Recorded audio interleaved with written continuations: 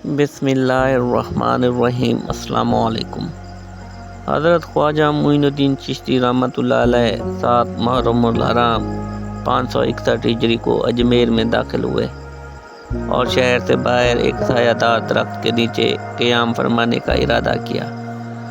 ابھی آپ رحمۃ اللہ علیہ کے ساتھیوں نے سامان بھی نہ رکھا تھا کہ پرتھوی راج کے ایک فرعون صفت ملازم نے حقارت آمیز لہجے میں کہا، یہاں سے سامان لے جاؤ، یہاں راجا کے اونٹ بیٹھتے ہیں۔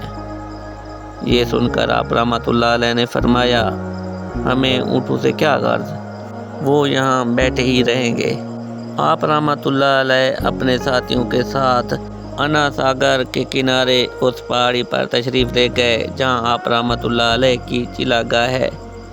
شام ہوئی تو راجا کے اونٹ اس جگہ پر آ کر بیٹھ گئے اور ایسے بیٹھے کہ اٹھنے کا نام نہ لیا۔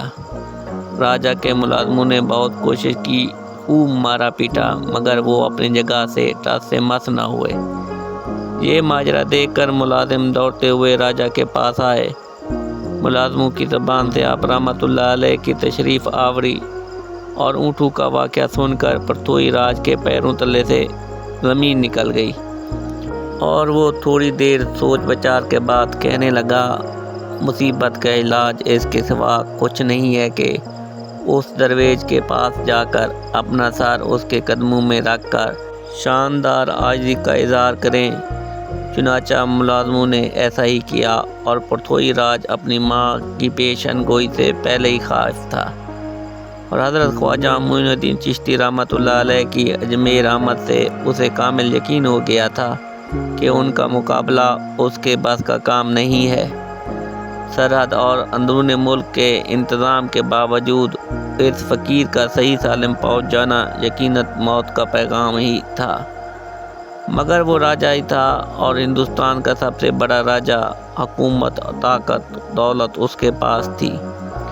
آپ رحمۃ اللہ علیہ کے سامنے بلا سبب ہتھیار ڈالنا اس کی شان کے خلاف تھا، مگر پھر بھی وہ اپنے دبے الفاظ میں اسے حقیقت اور بے بسی کا اقرار کرنا پڑا اور ملازموں سے یہ بات کہے بغیر نہ رہا گیا کہ ان فقیروں کو راستہ سے ہٹانا آسان کام نہیں ہے۔ اس تازہ مصیبت کے علاج یہی تھا کہ اس فقیر کے قدموں میں سر رکھ کر عاجزی سے کام لے کر اپنا مطلب نکالے تاکہ رسوائی سے بچ سکے۔ ملازموں نے حکم کی تعمیل کی اور حضرت خواجہ معین الدین چشتی رحمۃ اللہ علیہ کے قدموں میں سر رکھ کر معافی مانگی۔ آپ رحمۃ اللہ علیہ نے فرمایا، جا تیرے اونٹ کھڑے ہو گئے۔ ملازموں نے واپس آ کر دیکھا تو اونٹ کھڑے تھے۔ ملازموں نے راجا کو اطلاع دی اور پرتھوی راج اس کرامت کو دیکھ کر حیران رہ گیا۔